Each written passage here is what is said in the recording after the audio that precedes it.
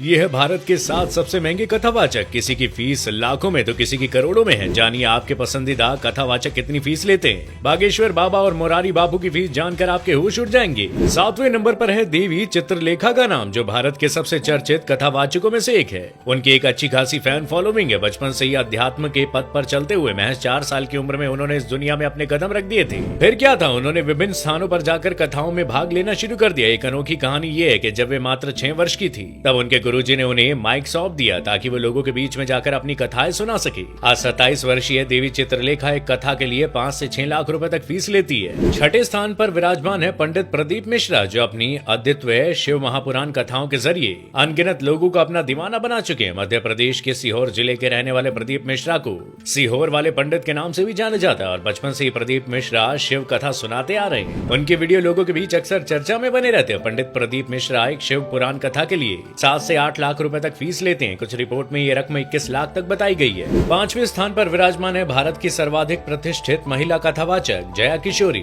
बचपन से ही भक्ति के रास्ते पर चल पड़ी जया किशोरी ने अपनी अनूठी आवाज और कथा कहने की शैली से लाखों करोड़ों दिलों में अपनी एक विशेष जगह बनाई है। मात्र 28 वर्ष की उम्र में वे न केवल एक प्रेरणादायक कथावाचक है बल्कि एक मोटिवेशनल स्पीकर भी है। भागवत कथा के माध्यम से जन जन तक अपनी आवाज पहुंचाने वाली जया किशोरी एक कथा के लिए 9.5 लाख रुपए फीस लेती है। बताया जाता है कि वे कथा से पहले आधी फीस यानी कि 4.25 लाख रुपए एडवांस के रूप में लेती है। जया किशोरी अब तक 300 से ज्यादा कथाएं कर चुकी हैं। चौथे नंबर पर आते हैं अनिरुद्धाचार्य महाराज जी, जिन्होंने भागवत कथा के माध्यम से लोगों के हृदयों में अपनी एक विशेष जगह बनाई है। मध्य प्रदेश के जबलपुर में जन्मे ये विद्वान गौरी गोपाल आश्रम के प्रतिष्ठापक हैं, जो वृंदावन में स्थित है। इस पवित्र आश्रम में गरीब और असहाय माताओं को न केवल आश्रय मिलता है बल्कि उनकी देखभाल, रहन सहन और खान पान की जरूरतें भी अनिरुद्धाचार्य जी के द्वारा पूरी की जाती है। इतना ही नहीं, महाराज अपनी एक भागवत कथा के लिए 7 से 10 लाख रुपए की प्रभावशाली फीस लेते हैं। तीसरे पायदान पर है भारत के अत्यंत लोकप्रिय कथावाचक देवकी नंदन ठाकुर। केवल 13 वर्ष की आयु में भागवत पुराण को कंठस्थ करने वाले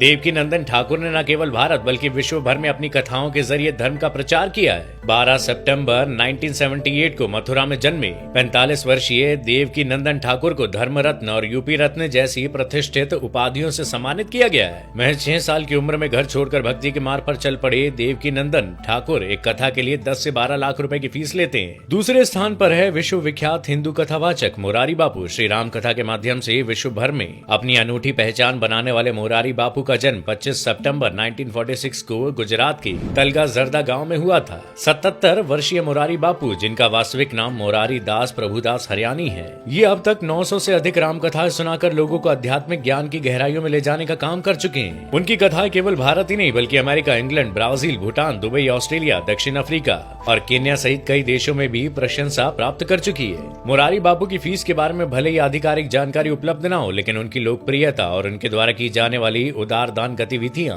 उन्हें एक असाधारण व्यक्तित्व के रूप में प्रस्तुत करती है। उनकी गहन आध्यात्मिक दृष्टि और संपन्न भाव ने उन्हें न केवल एक महान कथावाचक के रूप में स्थापित किया है बल्कि एक उदार हृदय व्यक्ति के रूप में भी जाना जाते हैं। नंबर 1 पर है पंडित धीरेन्द्र कृष्ण शास्त्री। आज के समय में धीरेन्द्र कृष्ण शास्त्री सनातन धर्म के प्रति एक क्रांतिकारी अलख जगा रहे हैं। धीरेन्द्र कृष्ण शास्त्री बागेश्वर धाम के पीठाधीश्वर हैं। मध्य प्रदेश के छतरपुर जिले के गांव गढ़ा के रहने वाले धीरेन्द्र कृष्ण श्री राम कथा और श्री हनुमंत कथा करते हैं। इसके अलावा ये दरबार भी लगाते हैं। बागेश्वर धाम के बाबा धीरेन्द्र कृष्ण लोगों की परेशानियों को पहले ही पर्चे पर लिखकर बता देते हैं। उन्हें अपने दादा से हनुमान जी की सिद्धि प्राप्त हुई थी। इसके माध्यम से वो जन कल्याण कर रहे हैं। देश ही नहीं विदेशों में भी धीरेन्द्र कृष्ण शास्त्री की तगड़ी फैन फॉलोइंग है। करीब साल भर पहले धीरेन्द्र शास्त्री ने खुले मन से कहा था कि कथाओं से संबंधित हम एक और निवेदन करेंगे कि कथाओं की तारीखें अगले साल तक के लिए फुल हैं। कोई भी ऐसी तारीख नहीं है जो खाली हो। कथाओं के नाम पर बहुत लोग बहकाते हैं कि बहुत महंगा है, बहुत कॉस्टली है। सच तो ये है कि हमने कथा के लिए कभी दक्षिणा नहीं मांगी।